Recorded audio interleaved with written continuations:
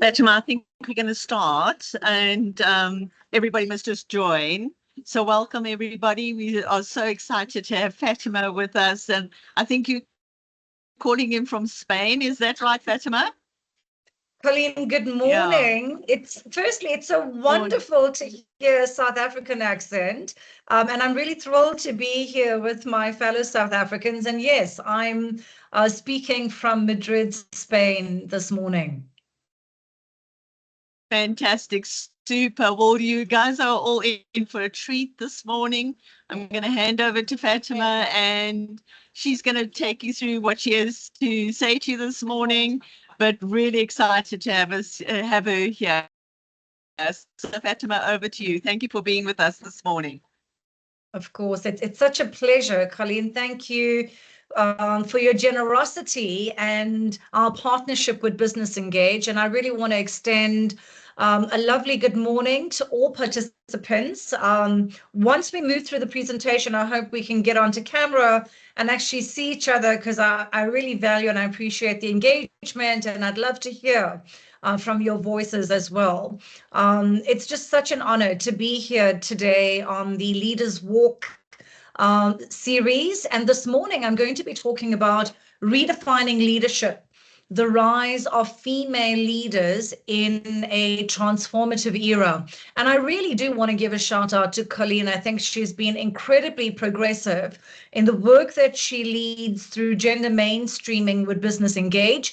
She had the foresight very early in her own journey to be able to not only give a platform for women, allies and mentors and participants, but also create platforms through the awards and through this particular space of membership and community, where really critical conversations can be had, where feedback and crucial feedback can be shared, but I think most importantly, where we can become collectively inspired. So Colleen, thank you again for creating the space for us to engage on these topics. To kick off, what I'd like to do is take you through a little bit of kind of a path or a flow of our discussion this morning. I'm going to be focusing on what I call the pages of my life. There have been 5 inflection points thus far that have really influenced and impacted my life. So I'd like to share some of those with you. I'm also going to be looking at the historical perspective and a beautiful reminder of where we come from as women and society. I am going to be looking at what's on the forefront of change, how we break barriers, and particularly why we do this. And ultimately, really, it's for paving a really brighter and a more sustainable path for our future generations. It really is about creating a legacy collectively. We are going to look at the current landscape, and we'll then go into elements around some of the challenges and barriers that we face in the gender equity environment. I am going to be referencing some really great leadership styles. We've got so many inspiring women who, through their courage and their resilience and innovation and creativity, have created phenomenal success. We're then going to be looking at how we can empower you with really great tools, resources, and creative and critical thinking around advancing gender equity. And then I'd love to integrate the impact of diversity and inclusion. And lastly, we'll wrap up with a future outlook. And I really want to reinforce that the future of female leadership is here. Now I'm going to pause. I want to just check in on the chat to see if anyone is posting so far. And also, good morning. The video is frozen at my end. That's Joanne. Joanne, I hope you are able to see the slides moving now. If you could let us know in the chat. If anyone else could let me know if you are able to hear me clearly and you are seeing the slides moving, that'll be great. The slides are moving from our side, Fatima. Okay, brilliant. Thank you, Colleen, for confirming that. And, this is one of my favorite quotes. I'm going to talk a little bit about who I am in a moment, But I do want to start with one of these. I shared this with a group of really incredible women and men who I worked with, and actually all genders who I worked with while I was at Paramount in Africa. And we created a series of Women's Day events. And I reminded, both the industry participants and our employees that were at the event that our success as women in leadership, it really is a collective success, because our success is that of an empowered and a united sisterhood who pursues a shared purpose and vision. And what do I mean by that? It means as we climb and as we perform, that collective elevation is about taking others with us. Each of us are here because we really stand on the shoulders of our ancestors. And I think particularly when we look at South Africa and our complex and really, certain parts of our history are really traumatic. And even now, as we navigate through more change, I don't think that there's a more resilient and united community than what we have in South Africa. And I say this because, of course, I am South African. And I think that this particular week, because yesterday was the inauguration of President Cyril Ramaphosa in a united government, and that is about collective voices. And, this is really where the essence of this comes from. So I hope that this serves as an inspiration that, again, I think leaning on an African quote is, when we want to go far, we have to go together. It's only when you go fast that you go alone. And I know that for many of us as business leaders, we're here for the long term. And when I talk about long term, it's really generational long term. A little bit about me and my journey is I'm great. I'm just quickly dipping into the chat. And Farhana, thank you for confirming that you can hear me as well. Dorothy, great to hear that audio is good. I appreciate that. Fantastic, Claire. Lindiwe has camera issues but can hear me clearly. Okay. Lindiwe, that could be a connection on your side, but hopefully it clears up. And thank you for keeping the conversations in the chat going, because it gives me a sense of how you're experiencing our discussion today. I'm going to go through the slides quite quickly so we can get to Q&A and a discussion as well. But essentially, in a little bit about me, this is my biog, and what I'll spotlight is I'm a global intercultural and diversity, equity and inclusion and communication strategic advisor, a thought leader, a non-executive director, and I really partner to drive societal and industrial transformation globally. My experience is specifically in governance and strategy.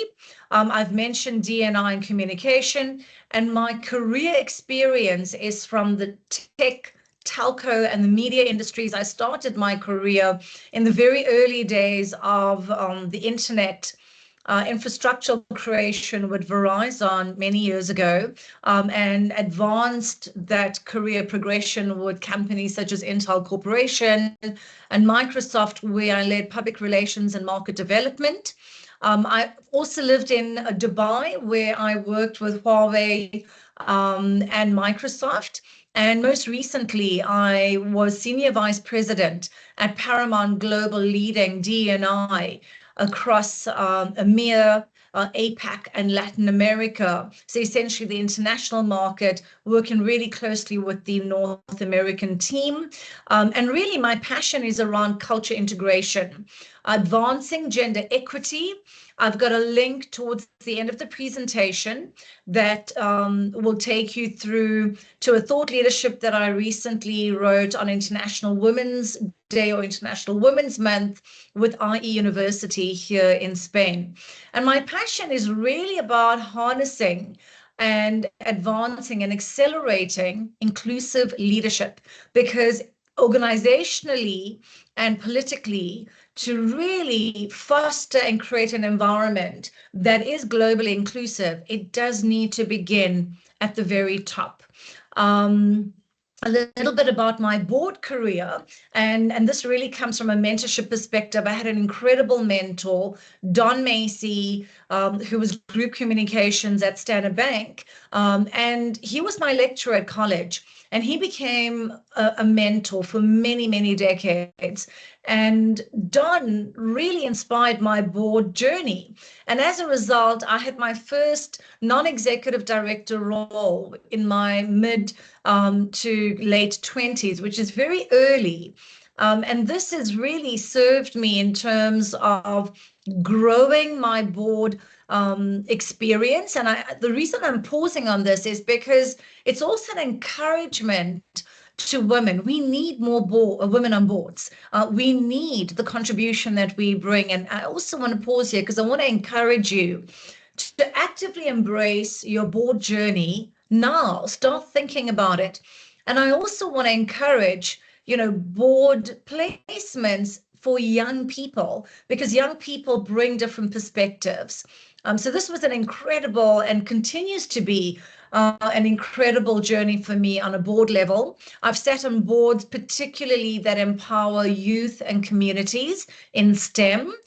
And I've sat on the boards of the ESCOM for Young Scientists, Mindset, education, with Hilton Applebaum, the MAT Center with Sharon G. Shah and team. I actually was an advisory member to the board of Cotlan's.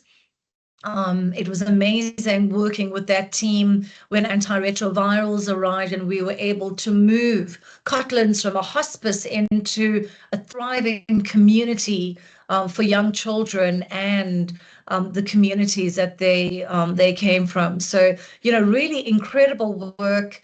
And this is why I love the board space. I also served with my mentor, Don Macy, on the Delta Environmental Center, where he was a chair.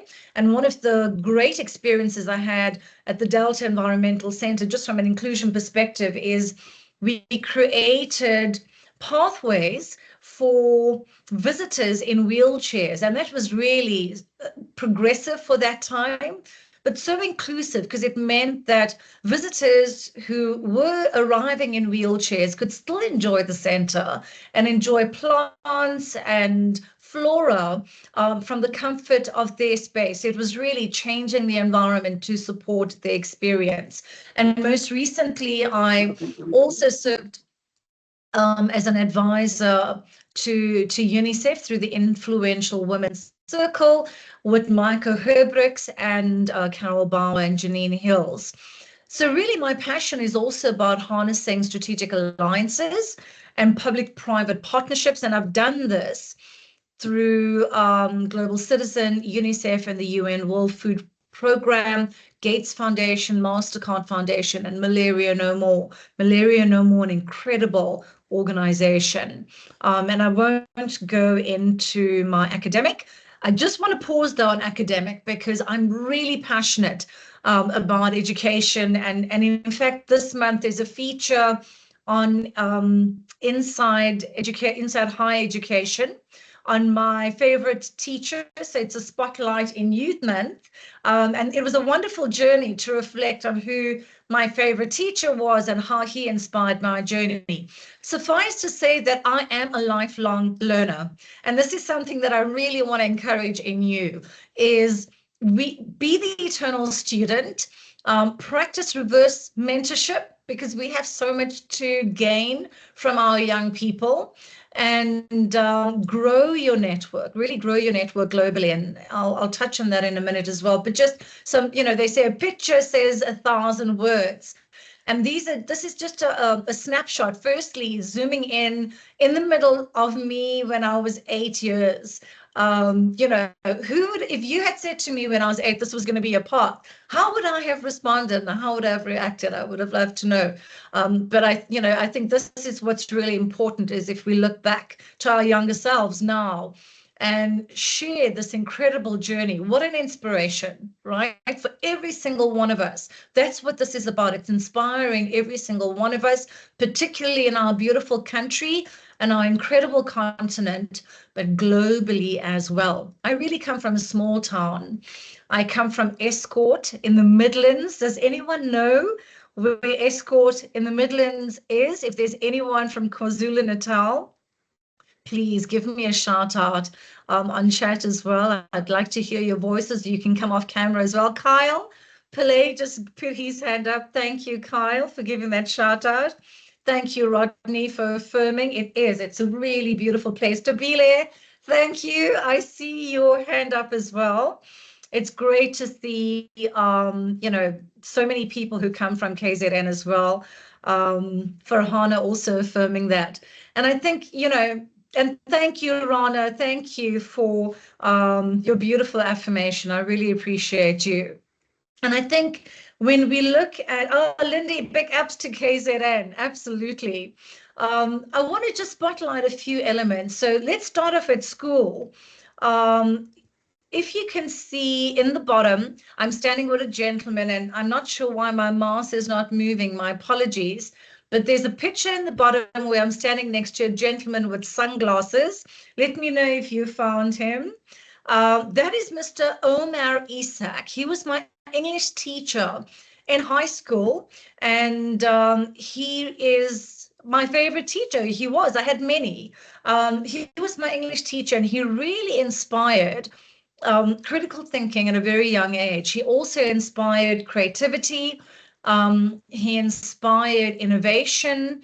And, Omar's career, interestingly, has equally moved more into the creative and innovation and media space. He went on, from being a teacher to being a DJ on East Coast Radio. He also was a CEO at Kagiso and Prime Media. And so, today he lives in Portugal, so he's actually my neighbor here in Europe. But it's a great, I think, illustration of how, a teacher who was my favorite teacher and my inspiration, and to see how his path was created and how my path has been created. And I think it really illustrates this really powerful relationship between those who inspire us, those who mentor us, and those who are allies for us. There's a very important interconnection there that I want to reinforce. And I'd like you please to drop in the chat as well how you've been impacted through your mentors. I'm going to move over. So if you look, there's a picture with a gentleman in a white shirt. I'm in a black jacket, and it's kind of bottom left. That gentleman is Steve Nussel, and he was my general manager at Intel Corporation. And he's really also become a dad to me. He is absolutely phenomenal. He gave me away at my wedding, at our wedding. And, Steve's leadership, which was through courage, through resilience, but his sponsorship of really creating spaces where I could lead. And remember, tech is very much and still continues to be male dominated. We need allies, active allies, who really are creating and paving the way for women to participate. So I wanted to just spotlight, some individuals who've really played a critical role in my life. And there's a gentleman on the top right where you see Africa, Alex Okozi. Alex really challenged me to embrace discomfort. Alex is Nigerian, and today he's head of Google Africa. And Alex was really, and he continues actually to be an ally and a mentor. He really challenges me in spaces that creates a lot of discomfort because he wants us to be our best.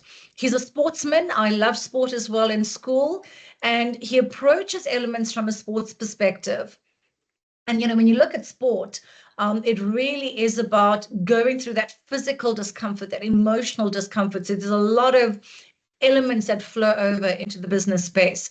And I'm going to pause there to start going into what I call the pages of my life. And I'm so enjoying the feedback on chat. Pindile, and I hope I'm saying your name correctly. It says, this is beautiful, great of him to step up as a father figure. And don't we need more of this, particularly in South Africa, when we have a high level of gender-based violence, same in Latin America. You know, we need men to really, and we've just had Father's Day. It's so important that we tackle the challenge right at where the problem is being created. And one, it's at values level. It's ensuring that our young people have real life role models who really exemplify values that elevate society. And it's bringing it back to the SDGs. It's about ensuring that there's no poverty. And how do we do that? We do that by creating infrastructure, providing access to education, and really encouraging at policy level a real stimulation economically that benefits our society at scale. Kim is sharing that while she has not had an official mentor, there are a lot of inspiring women around us that we can draw from. And yes, Business Engage is a great platform to meet these women. When I look at my life, and I call them the pages of my life, because isn't this what this journey is about? You know, we have different chapters in our lives, and in each of these chapters, there are pages that we're turning over. Every day is a page that we turn over. And what I have found is there are 5 elements that have been consistent in my life. One is the power of patience and pioneering. The second is acting on your dreams, because a dream will remain in the cloud unless we bring it into reality tangibly and act on it. And it is important, I want to reaffirm, it's important to do both. It's important to place it into universal context, into the conscious mind, so that we do start that process of manifestation. Equally, we do exist and live in this very physical space, and so we do need to harness and mobilize action with intent. I want to reinforce grow global, because we now more than ever are a global society. You know, when we look at migration patterns, and that's a whole other fascinating discussion, which I really love. You know, migration and globalization has been very natural to us as a human society throughout our history of mankind. But more now, and why is that? It's because of this ability to reach people through social media. AI is really going to accelerate this. So when we're not just talking to our community in our immediate physical locality, we really are engaging with society in a global environment. So I want to remind you that your voice, your intentions, and your action, and many of you, based on the organizations that you represent, are already affecting this globalization. You heard me speak about discomfort. I'm going to consistently encourage you to embrace discomfort. That has been a fundamental lever in my journey, because it allowed me to move and evolve and reinvent. And I pause on this because what we've done before to create success, in terms of where it's brought us now, that will not serve us to go to where we want to go to next. To go to where we want to be next, we have to do something we've never done before. And that is uncomfortable. So we're going to talk about embracing discomfort and scaling through collaboration. Again, just reinforcing that to go far, we can only go together. Yes, Lindy, harnessing action with intent, 100, pure intent. I love that. So let's talk a little bit about the power of patience and pioneering. And I'm not going to read through all of these elements, but there were 4 fundamental blocks that shifted me into the power of patience and pioneering. One is courage, the courage to be yourself, be you, in an environment that I think really perpetuates group thinking. How do you stand out in your independent and authentic thinking and self? It requires courage, and particularly in leadership, you require more courage in leadership than ever before, because our leadership landscape is changing. Resilience. We've got to keep building the muscle of resilience, because this is a marathon. This journey that we're on is a marathon. It's a lifelong journey. So building resilience is really crucial. I was a sprinter in high school, and I did 200-meter sprints, and I love the relay. And as I've moved through my life, my sport has changed. When I was younger, in my 20s, I did Kung Fu and kickboxing. In my 30s, I started embracing yoga more because I was traveling a lot and needed something that I could do in my hotel room. And then from yoga, I started to get back to my cycling, which I loved. When I was young. So I started cycling more in my 40s because of my children, and I played more golf with my husband. But now I've just turned 50 recently, and I'm running. I never ever thought I would be a runner. I struggled with running, but my body has changed, and I've got this resilience now, and I love it. I do trail running. In particular, along we live in the north of Madrid, and we've got these amazing views of the Sierra Guadarrama, which is a beautiful mountain. And I love this. It's bringing to me a new experience. So, just really an example of how we can carry resilience with us. Innovation and creativity. I'm not, like I said, I'm not going to go through kind of the elements, because I know you can read through it, and I've set up the presentation in this manner because I know what it's like in terms of taking notes and wanting to listen. I want to really encourage you to listen. So I've made the notes for you already. This will be on the Business Engage YouTube site later. And Colleen has also, I know, we'll send this presentation to you. So, I've placed the note taking here, but essentially these milestones, being the first student group of computer science in high school, I was the first family member to obtain a university degree. I was the first female woman of color to become a senior vice president at Paramount from Africa. All of this took courage, it took resilience, it took innovation, and it took creativity. So this is something I really want to encourage with you. I talked about scaling through collaboration. There are three things that I want to encourage here. One is your network. I cannot reinforce the importance of investing in your network and really looking at your network.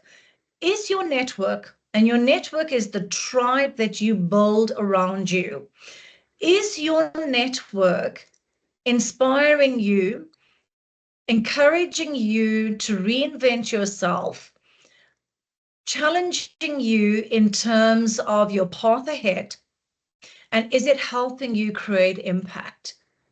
And I think what's really important, and this is really crucial, is your network and your tribe a community who creates psychologically safe spaces for you.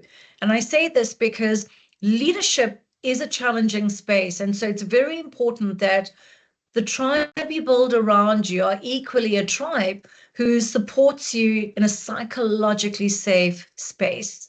So just want to reinforce that, and please come back to the chat with your comments around what does your tribe look like at the moment? How are you embracing a global approach? How are you positioning relations in your environment? I'm going to talk about passion for impact, because if you look at our career environment, why are we here if not for purpose, for the greater good? Yes, absolutely, we're here equally because we have families that we want to support and create a legacy. And I additionally want to encourage you, especially as South Africans, to think about generational wealth. Not only generational wealth from a financial education perspective, but generational wealth in terms of building family legacies, encouraging this unity of family and coexistence, this education, ancestral education. I think it's so important that this society, this younger society that's emerging, and for the first time in our history, for the first time in our corporate and private-public partnership environment, we have multi-generations. We've got young people, we've got all the generations. We've got kind of the generation just before me and myself included, and we've got the elder generation. And each of these generations are interconnected, and we draw wisdom and inspiration from each other. So this is something I really want to reinforce.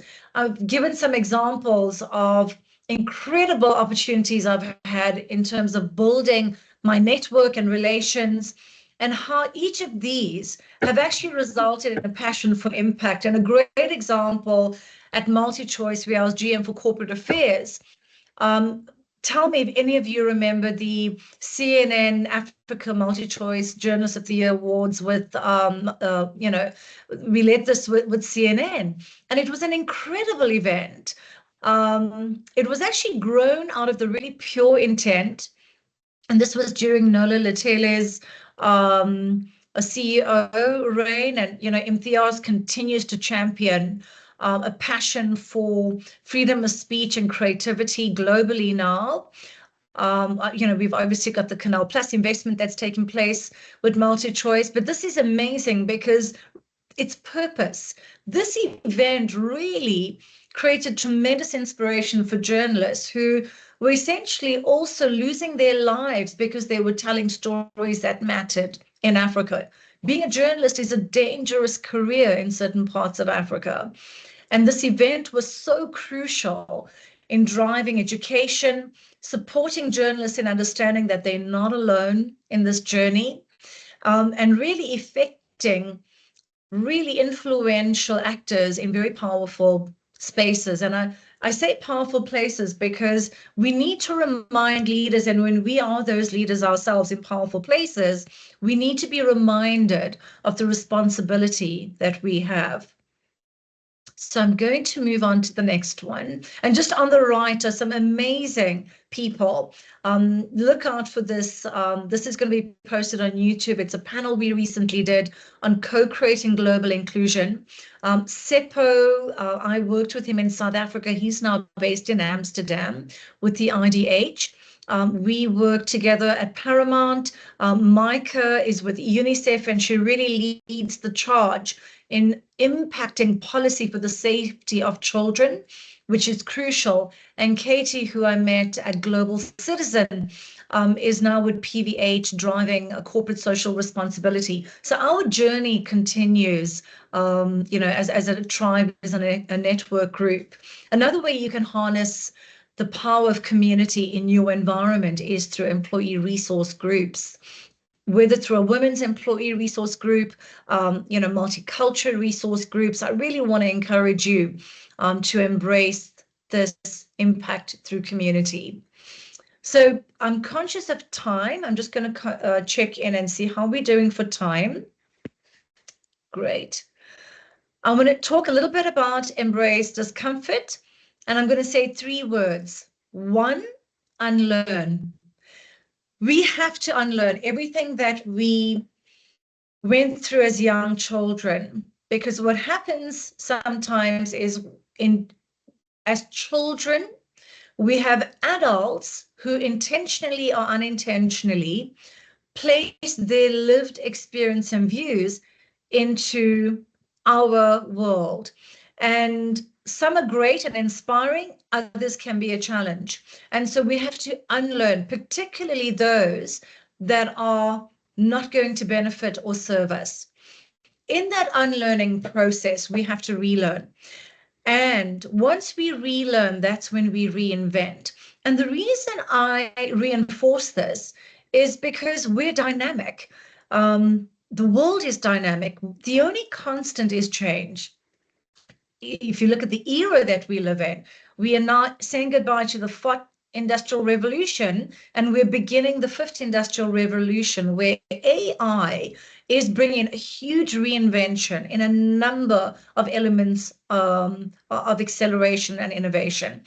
And this is actually really good. It's good. It's AI for good. And I pause to say this because sometimes we feel we get to this place, and please pop in the chat and let me know if you've had this experience where you feel, okay, I've done it. I've reached where I want to be in life. It's called comfort. And the universe has a very interesting way of disrupting that comfort. So I really do think that the human journey is about discomfort. We only have to look to nature to see how nature, every season is cyclical. Every season, forces migrations, or it forces trees to lose their leaves so that new leaves can grow. And so I think it's important to observe nature and the lessons in nature when we go through this journey of embracing discomfort, because it allows us to grow, because that is exactly where growth lies. Rodney, I'm just going to read what you shared. Rodney says, the universe bestows serenity and peace upon our soul when we are gentle, loving, kind, and respectful to all of God's creatures. And that's, yes, absolutely. And I want to include humanity in that as well. And we'll talk about regenerative leadership. It's so important to recognize that we are part of this incredible ecosystem of creation. Chrissy, thank you. Chrissy's reinforcing that true networking is an art that needs constant growing efforts. Absolutely. Like a plant that needs to be watered. So here, again, I'm not going to go through what I've written because that's just really to give you some great examples of where I embrace discomfort.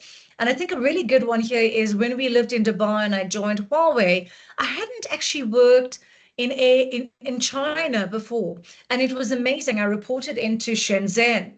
And it was really a space of going within so that I could learn from my external environment. And it was incredibly powerful. It was, culturally, at a leadership level, it was phenomenal. And, when you move into different markets, when you travel, when you move into different ethnic environments, this is, again, where our learning takes place. And when I look at it from a lens of DE&I, and particularly inclusive leadership, this is where we as inclusive leaderships grow the most. It's in not only dropping our biases, but actually looking within at where those biases stem from, and then being curious, because it's in the curiosity that we learn. Again, just reinforcing grow global. And, right now I'm working with IE University as a thought leader. And we just recently had the Africa Business Forum to celebrate and commemorate and honor Africa Day. And the picture in the middle is me with two students from Africa, from Kenya. And what an incredible inspiration, these young people who are already global citizens. So this is just what I spoke about earlier, is this reinforcement that we live in a truly globalized environment. I'm also an associate board member at the CBG, which is here in Spain. And what we're working on is supporting family-owned businesses in the EU through global governance. A lot of family-owned businesses have now become incredible global organizations. And so there's this adaptability that's required in the governance structure of these businesses. So another great opportunity for encouraging grow global. Act on your dreams. I'm going to move a little bit faster so I get to some of the other mentors and great leaders that I want to talk about. Here, I'm going to say life is a journey. Go the distance. And I want to reinforce, finish what you start. And here, I want to remind you not to compare yourself with others from a competition perspective, because our journey is unique to ourselves. This is really important. Look at your journey. Look at what you want to carve and you want to create, and then work from there. You lean and look at this for inspiration, but not to compete. I think this is really, really important. And I'd love to, if you could, again, come into the chat and share how how do you see your life journey? I'd love to kind of hear your voices around that. In terms of this life journey, some of the elements I'm really passionate about around mentorship, around uplifting young people. I'm really blessed that I've been able to integrate and bring this into policy changes in organizations. I do hear someone on chat. If you could mute yourself because it sounds like background chat, and thank you. And most recently at Paramount, through Global Inclusion Week, a really creative and innovative approach that we used was, instead of having closed sessions per country, we broke all the walls and barriers apart during COVID in the virtual space, and we allowed cross-country participation. And this was amazing. The learning that took place was phenomenal. So, it really is about cultivating this intent that you have, this purpose that you have, and without a doubt, influencing and integrating that within the organizations that you work with. I'm going to pause here and I'm going to shift gears a little bit to go into gender mainstreaming. One is, are you still with me? Are you engaged? You can come off the mic so I can hear your voices, or you can pop into the chat. How are you doing, everybody? Thank you, Veronica. Veronica's put her hand up. Super, Diane. Appreciate that. Great stuff, Lindy. Lindy says fully active. I love that. So gender mainstreaming, super, Rana, thank you for confirming. Gender mainstreaming, if we look at the SDGs, and these are crucial and they really are interlinked. You heard me talk about, particularly for our country and our continent, we have to eliminate no poverty and zero hunger. And that starts to influence all the other elements that we need to elevate and uplift our society and our continent. If we look at where gender equality sits, it's number 5 in the SDGs for the global goals. But I don't believe that we can achieve gender equality in isolation. Let's look at some great examples around this. Just to talk a little bit about gender mainstreaming, and it really is around creating a strategy that, and I read, thank you, Chrissy, the SDG is the Sustainable Development Goals, and this is very UN driven. And the whole element around the SDGs is to really advance society. So I'm not going to read through all of them here, but it's really ensuring, we foster good health and well-being. We provide infrastructure for clean water and sanitation. We create sustainable cities and communities that, I think it was Rodney earlier who spoke about being loving, kind, and respectful. So we look at climate action, life below water in terms of marine life, and partnerships for the goal. So mobilizing and ensuring that it's a collective approach across public and private and community. So I hope that helps you, Chrissy, and thanks, Pindile, for reinforcing sustainability. Labangs, I have to pause, love this, keeping with the ease. So engaged, encouraged, and empowered. Awesome. So let's look at gender mainstreaming. It really is a strategy to improve the quality and the efficiency and the consistency of our public policies, programs, initiatives, projects, and impact, and ensuring sufficient, efficient, and I would even say an abundance of allocation of resources, accessibility, and investment. And this is really for the increased well-being for all genders. I really want to reinforce that it is for women, men, and all genders, because when this happens, we do create a just and sustainable society. These are just a few examples of how we can integrate gender mainstreaming, but I want to call your attention. I am not going to go into all the details in this presentation, but the World Economic Forum has just released the 2024 Global Gender Gap Report. And if you haven't read it, please do go to their website and download it. They do specify country by country, and South Africa, we're not in the top 10. Spain just made it to number 10. But what I think is important is to spotlight two elements. Is while the gender gap is narrowing, if we move at this collective rate, it's going to take 134 years to reach full parity. That's pay parity. Now, we don't have the time to do that. So we have to disrupt. We're not going to wait 134 years. None of us are, because society needs this gender gap to close now. The future of female leadership is here now. I want to draw your attention to the bottom graph. And what you see here is the consistent increase of women being hired into leadership over time. This starts from 2016 and it builds up to 2022, which is during the pandemic, where it peaked. And now it's declining. And why is that? When we look at how COVID impacted society, women were most impacted for a number of reasons.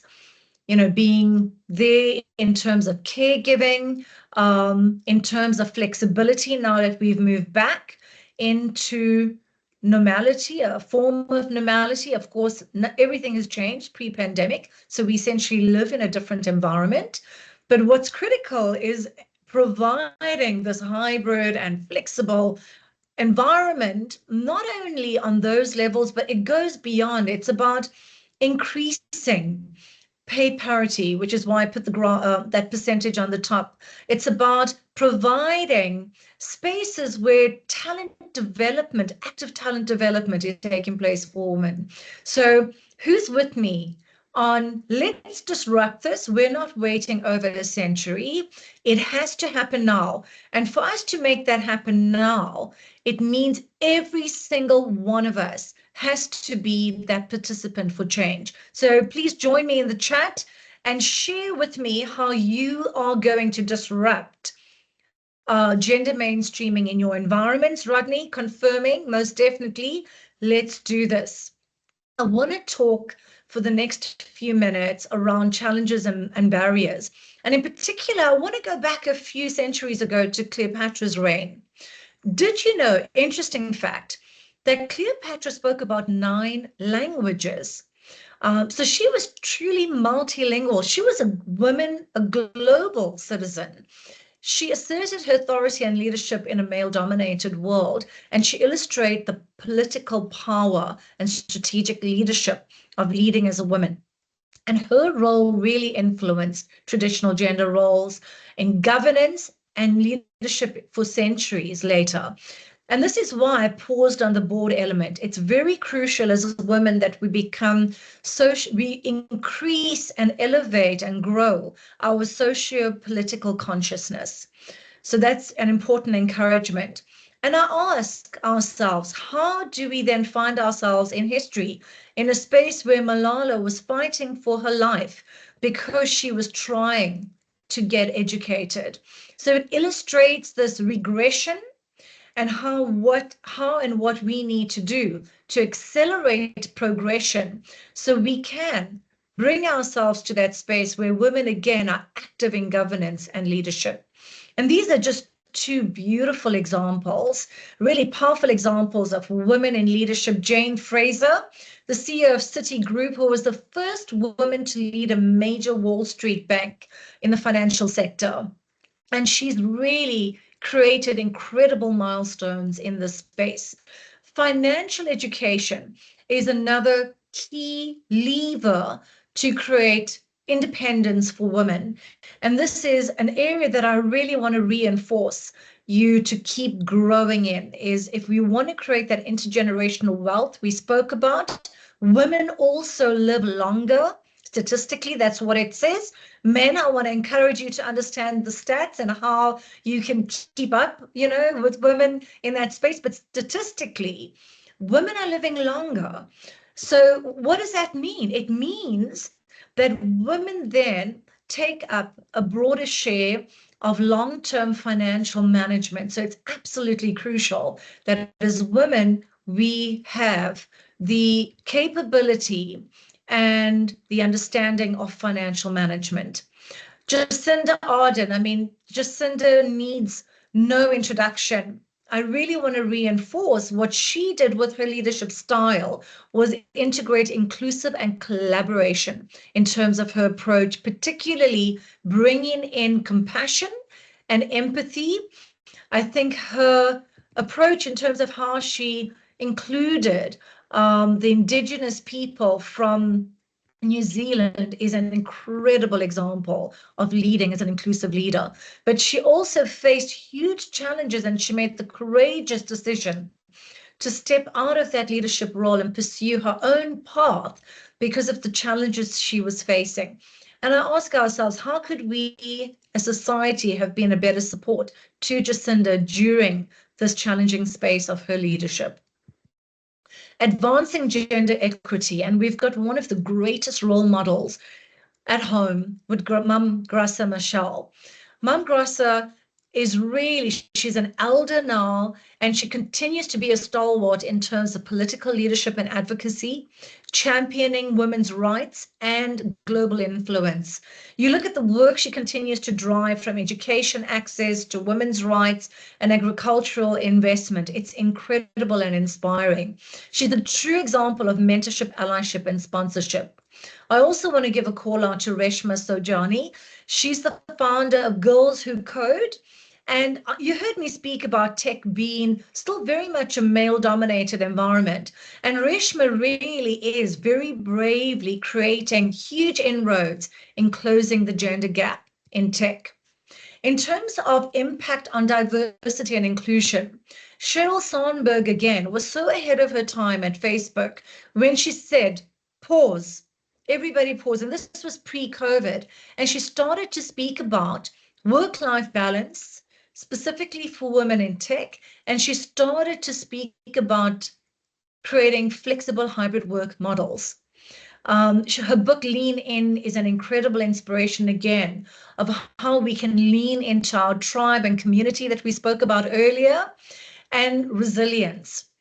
And it's interesting because she says we should never ask ourselves how much resilience we have, but rather how much we can build and how we can build it into ourselves, our friends, and the people around us. So again, reinforcing that approach, and that's really what D&I is about. It means no one is left behind.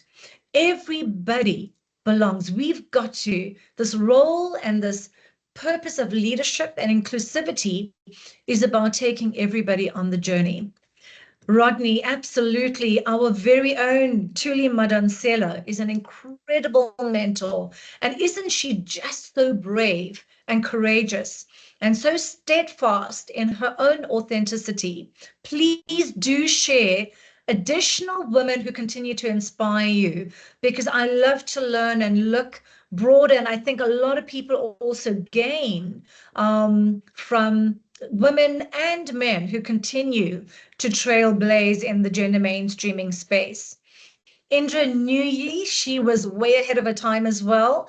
As a former CEO of PepsiCo, she's written a beautiful book that I encourage called My Life in Full, her view on work, family, and our future. And she was really instrumental, again, in inspiring a lot of young people, and particularly coming from India, where, young women have distinct challenges around access to education. And I think it was here on the background of Mum Graça where it says girls are not brides. There's still a huge battle to be fought in terms of ensuring that young girls stay in school and the education system. And, cultural education is created in terms of supporting young women to lead independent and safe lives into adulthood.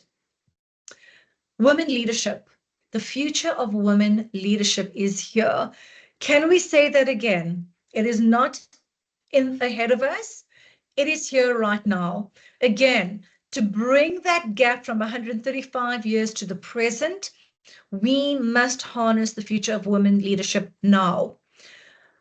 I have to pay tribute to Wangari Maathai, may her soul rest in peace. What an incredible woman of the earth.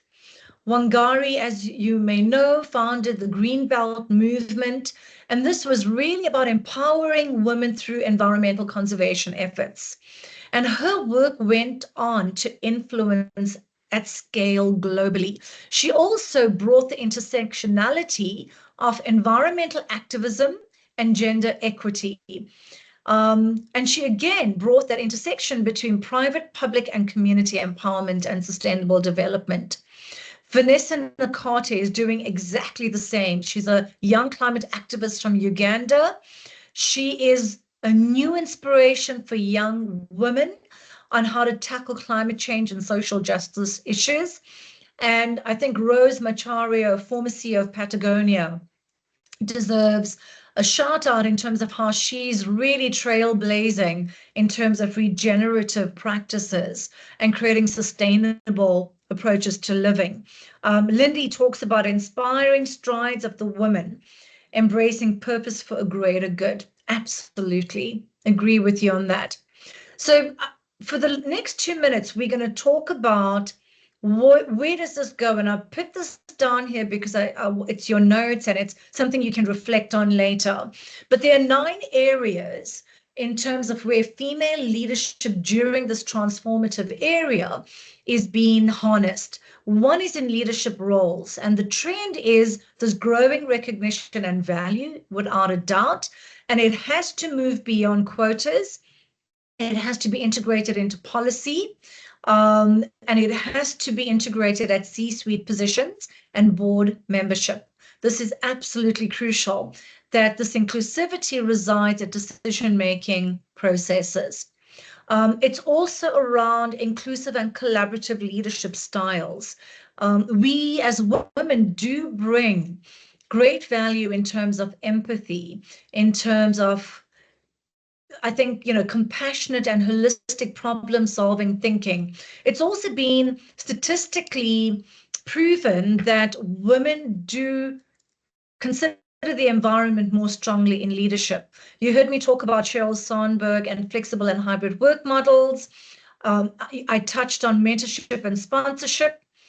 I can't emphasize the importance around startups and entrepreneurship.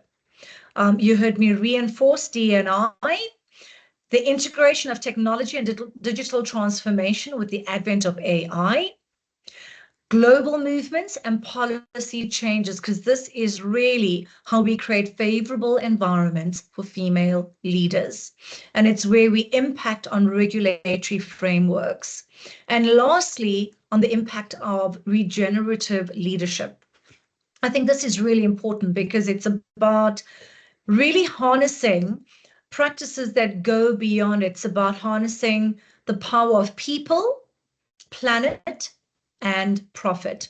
So we're going to close here, and this is my call to action to you. My call to action is, and you know I was going to end with this because I mentioned it many times, I'm going to encourage discomfort. How are you going to personally challenge and take ownership and accountability with the intent to harness this rapid transformation within yourself? Please stay connected. Here is my LinkedIn address. That's a link to the gender equity thought leadership I spoke about earlier. And I'm going to stop sharing now so that I can just check in to see if there are any questions that you have. Here we go. And please feel free to come off the mic as well. Super. I know that we do have to drop off now. We've hit exactly 9:30, but I do want to encourage you. Is there anyone who'd like to come forward with a question or a comment? This is your space. I'll give you a few moments. Hi, Fatima. Thank you so much. It's Lindy here. Thank you. I have enjoyed the session very much. And I think on my side, big ups to Business Engage. I am where I am in the space because of the sponsorship and mentorship of Business Engage. And I think my take from this is as indicated, embracing discomfort, which has been on my radar, and learn, relearn, and reinvent. But my takeaway basically also is scaling through collaboration, and I'm going to look much more into investing into my networks. Yeah, thank you. Fantastic, Lindy. Thank you for coming on camera. It's so good to see you. And again, like I said, just to hear our home accents, because I do miss being at home, and love that this global space unites us. And good luck on your journey. And I think so important that you reinforce the power and the platform that Business Engage is creating. That's Lindy. I'm going to give just 2 more minutes to anyone else who would like to join us, share your views or your thoughts, or ask a question. And you're welcome to do it off camera as well, if that's more comfortable.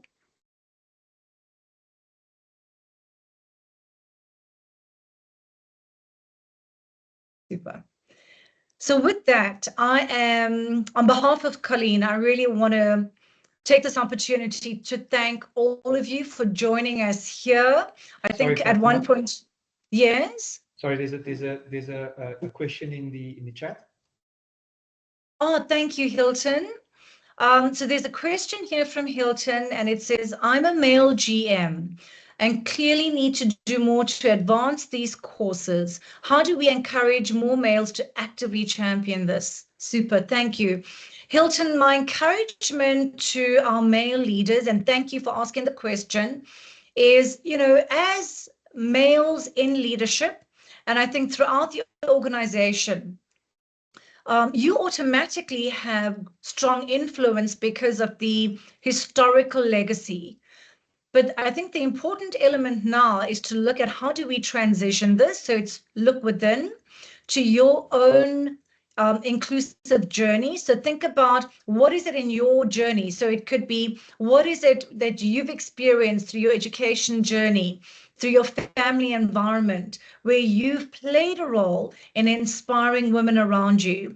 And then that becomes a really organic way to authentically live your inclusive leadership journey. The second element is really chat to your HR and your D&I team to obtain inclusive leadership training.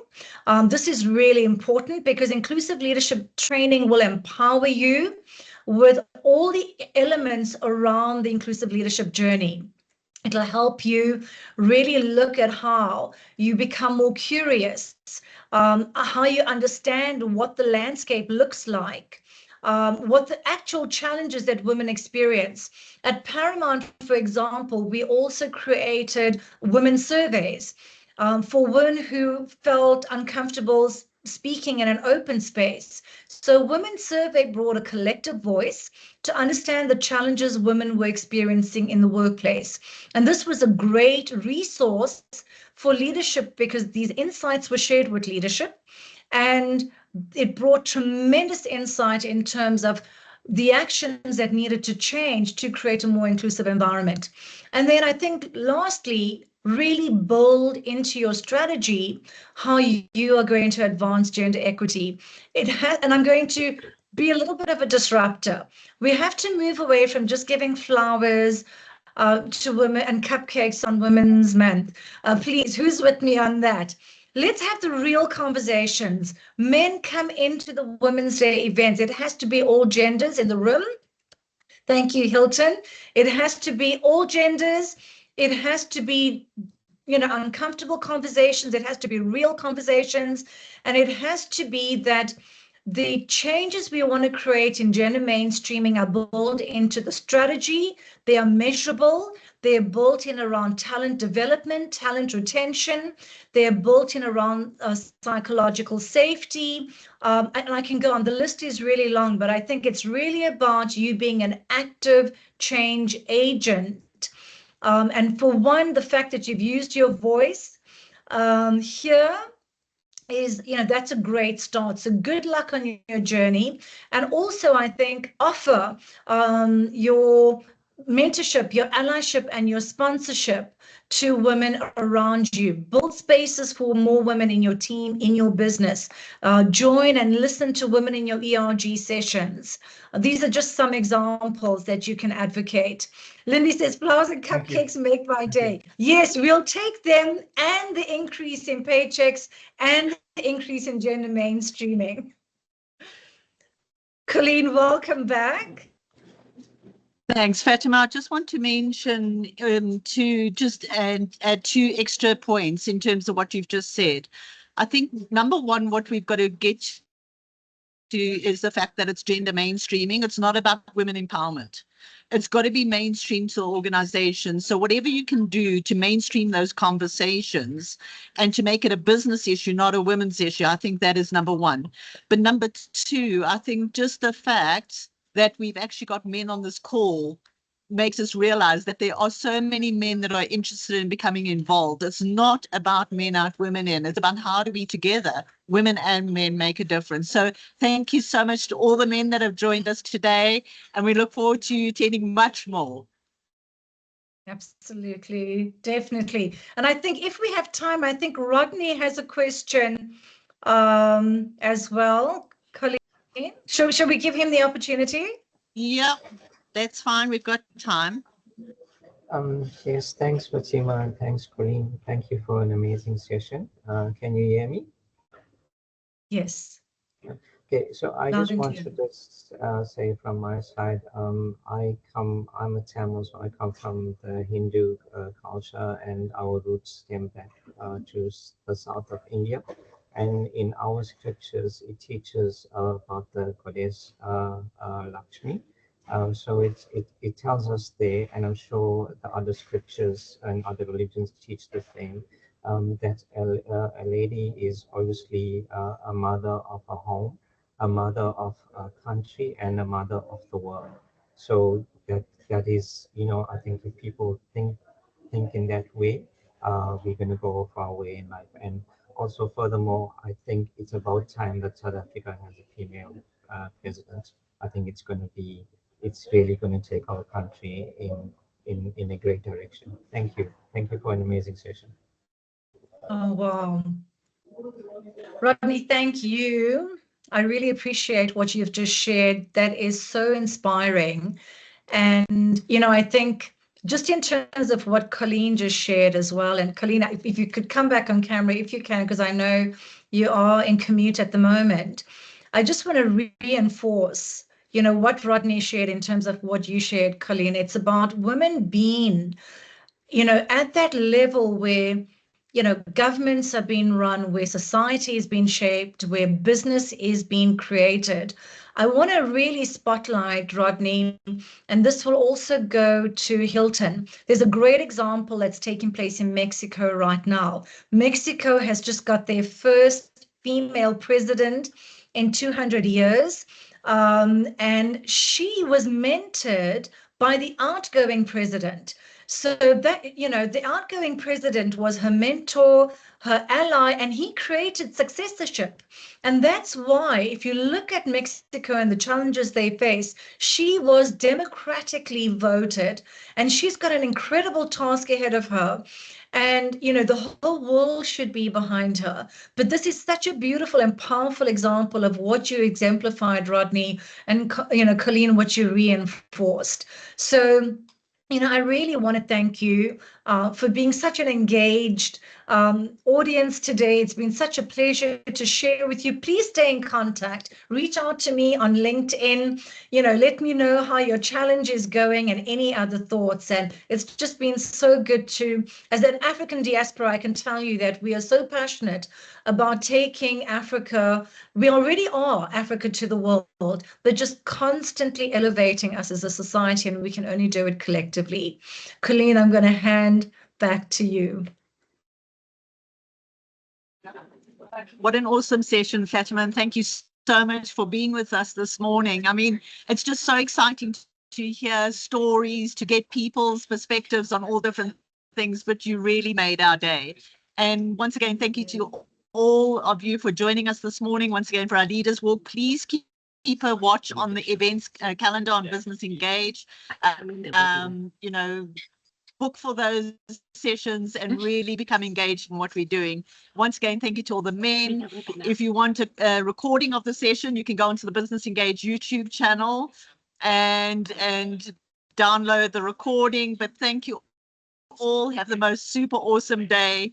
And yeah, good luck to everybody. And yeah, thank you for being with us this morning. Thank you so much once again, Fatima. Have an awesome day. Such Bye-bye a pleasure. Have a great day. Bye all. Thank you. Bye. Thank you. Bye. Thank you. Bye.